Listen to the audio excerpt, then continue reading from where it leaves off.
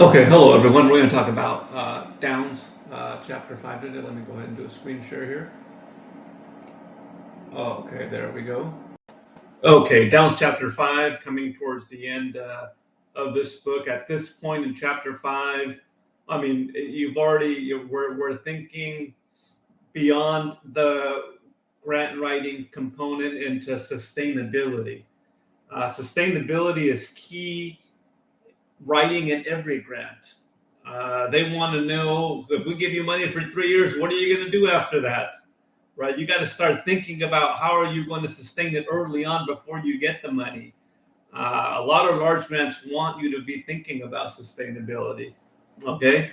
But in this case, what we're looking at here is what happens when you get a grant? How are you going to build the infrastructure to be able to get more grants in the future? And that's really what we're going to be talking about here. So the title of the chapter is Extending Your Vision with Long-Term Planning. Okay, and the book starts with a story. I believe her name was Sue. She, is a successful educator, longtime educator, starts a charter school. I've been that before, working with people who started charter schools, and she's 100 students short, right? So just because she has all this early success and doesn't mean that she's going to actually be able to keep the school open. She's operating bare bones, doesn't have enough students to actually run the school. And so she needs to be able to seek additional funding. The one piece she didn't think about in her formula was probably like grant writing and sustainability, which is going to be key to be able to maintain and to grow the school, really. And so that's really how the story starts. And the story that story leads into, it's sort of like a vignette into leading us into, okay, so what now? How do we not find ourselves in this situation? Obviously, all of you are not working for new schools, established schools, probably, and writing maybe for established school or nonprofit. But if we begin there, how do we build on what we have at the school? How do we maintain? And how do we build? Okay. All right. So we're going to talk about building a long-term pipeline, strengthening internal capacity within the school or the district, and integrating grants into your overall funding strategy. Right. That's one of the things a lot of people, fall short is only relying on grants, and to only rely on grants, a lot of times you could fall short because remember, grants are what is known as soft money. Okay, hard money is like this money that comes from the state, the money that's kind of always going to be there. Soft money is the money that you get for a year, 6 months. I just wrote a grant that is funding for 5 months, right? What can you possibly do in 5 months, right? It's basically just, start a program and end it, right? Or you probably should already be having a program. They're just trying to push money out, really, at that point.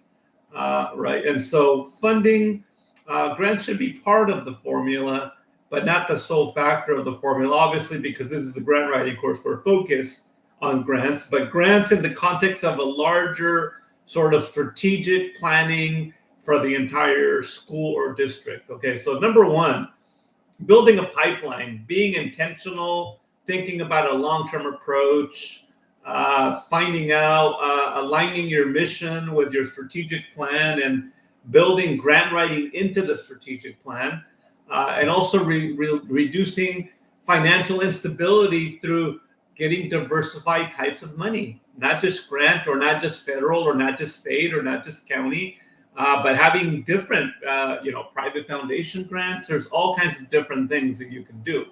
Okay.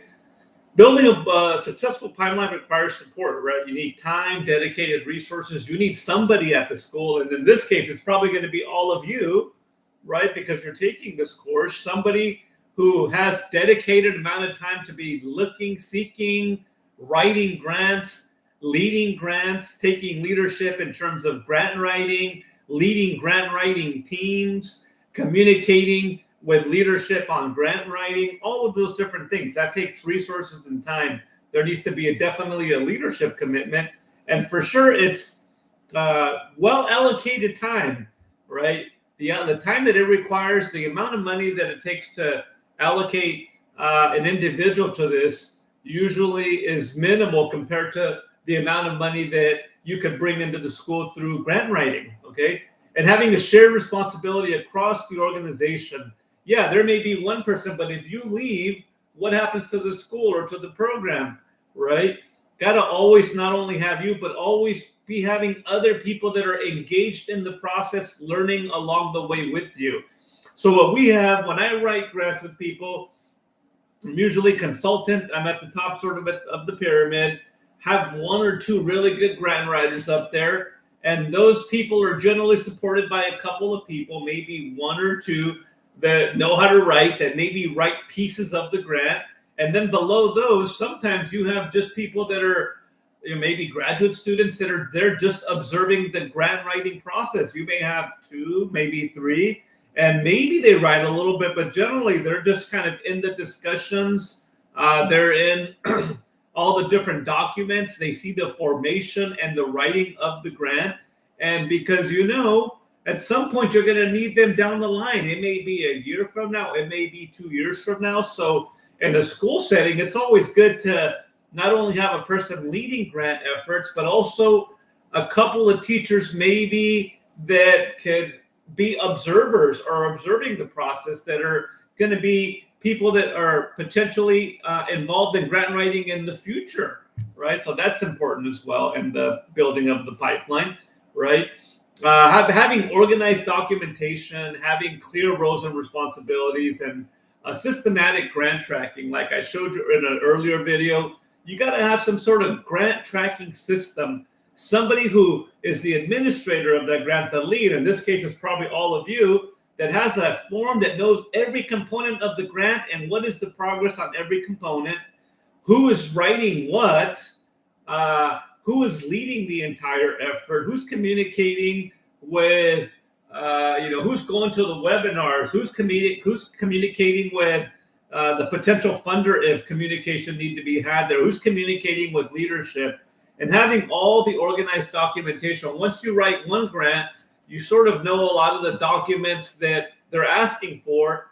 Organizing those documents in a systematic fashion. The way we do it is we put everything in Google folders, Google Drive. In Google Drive, we build folders for grant writing, and we put everything in there.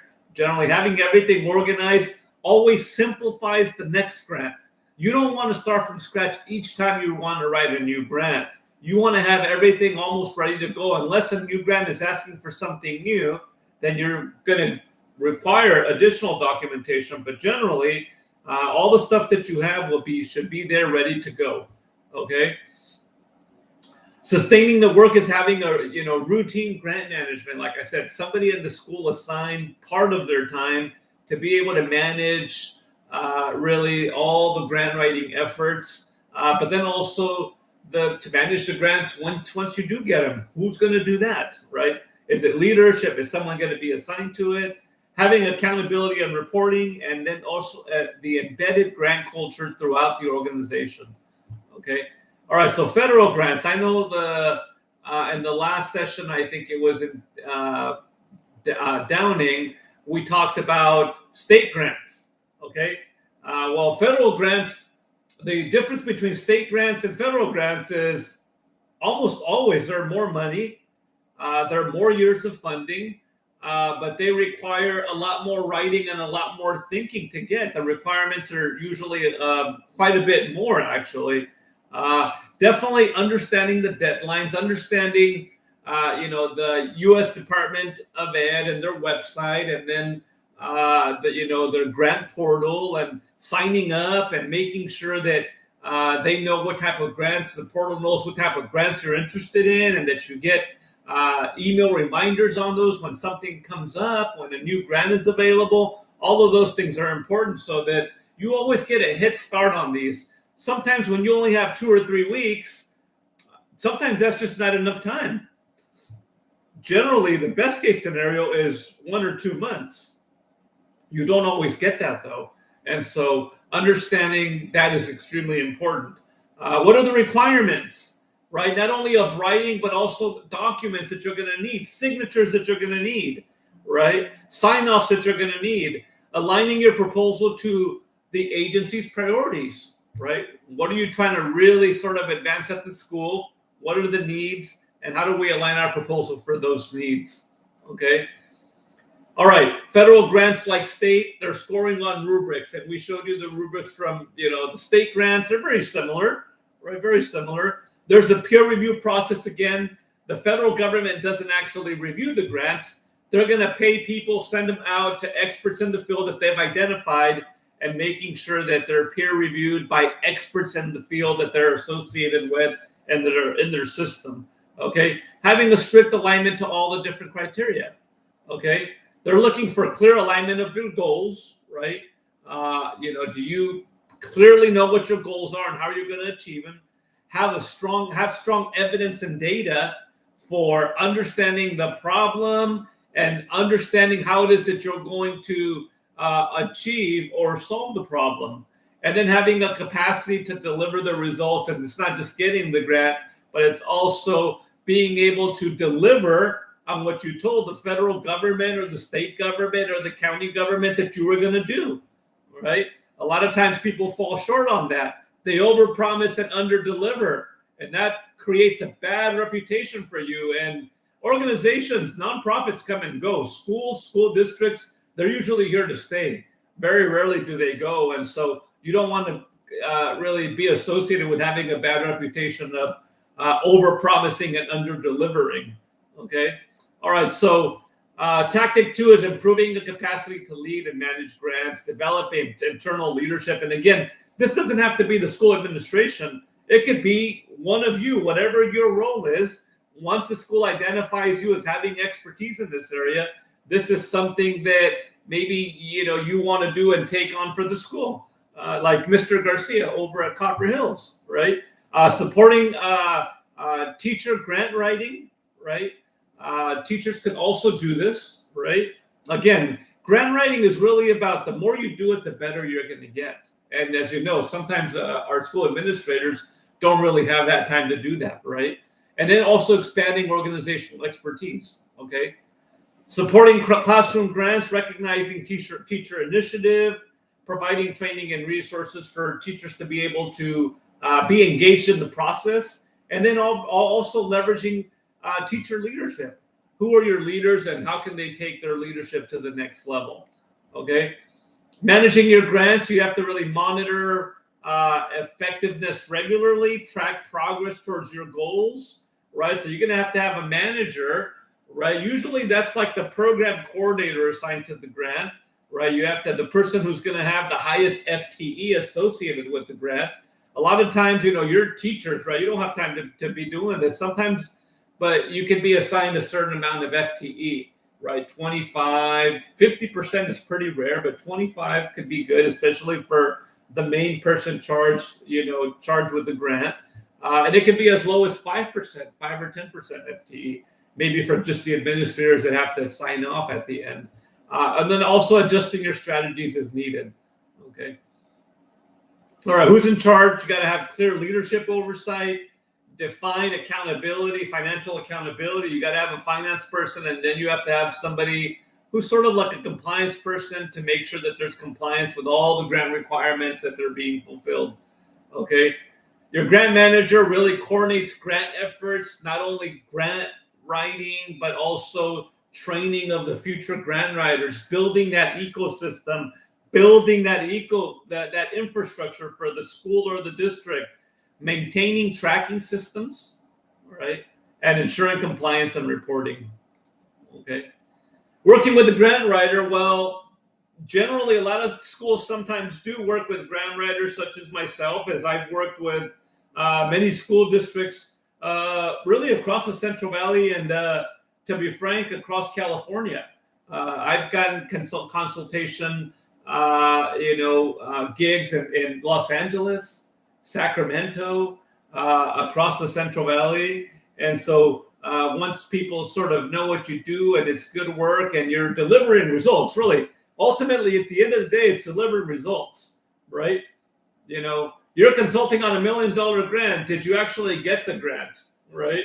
If you get the grant, that goes really well for your reputation and your maintenance to be used again as a consultant. If you don't get the grant, then that becomes really hard then, right? Maintaining leadership oversight, and then also ensuring ethical practice, making sure that, I think the main thing in terms of ethical is that you're not telling a false story, you're not using false data, that you're not falsifying the data, and also mainly that you're not really, the main thing that I see in terms of ethical practice is that you're not over promising and under delivering, and knowing that you're over promising and knowing that you're very likely to under deliver. Okay. Tactic 3, beyond grants, is the school support pyramid. As we said, grants are extremely important, I think, but not the only source of revenue. They're only one source of revenue. You got to have diversified funding, right? Long-term sustainability is going to require a balance of multiple types of funding, especially, and the grant writer could also be in charge of building the infrastructure for what we have here, the school support pyramid, right? Where at the very bottom, you have the general school funding. That's what we call hard money, right? School-based funding above that, that's also hard money. Donations is soft money, because you don't know, some years you may get a lot of donations, some years you may get almost no donations. You don't know. You probably have an expectation based on previous years, you're probably going to get around the same amount, but you don't really know for sure. Anything can happen. And then grants, soft money, because they're here today and they're gone tomorrow, unless you sustain the effort and build a culture of sustainability and build an ecosystem for grant writing within your organization. And then obviously business support, that again is soft money, because sometimes it's here, one day it's here, the next day it could be gone. Okay. The types of support are others are fundraising, right? Donations, philanthropy, business partnerships. All of these things can bring additional support to maintaining the programs that you want that are going to support the community and support your students and your community. I'm sorry. So the reflection for you is, what did I learn? What did I love? What do you wonder about? And what do you plan to do? Okay. What's next is sustaining your impact, leading long-term funding strategies, and building a lasting legacy, which is extremely important where you don't just take this class and then it's like, okay, maybe I wrote a grant for the class, and then, you put all of your grant writing skills on a shelf, right? The key thing is to make sure that they're fresh and they're utilized to help build the grant writing ecosystem. And even that, to be honest with you, beyond this class is really probably the most important thing, is building that grant writing ecosystem within your school or organization. Okay, that was the end of the chapter. Thank you very much.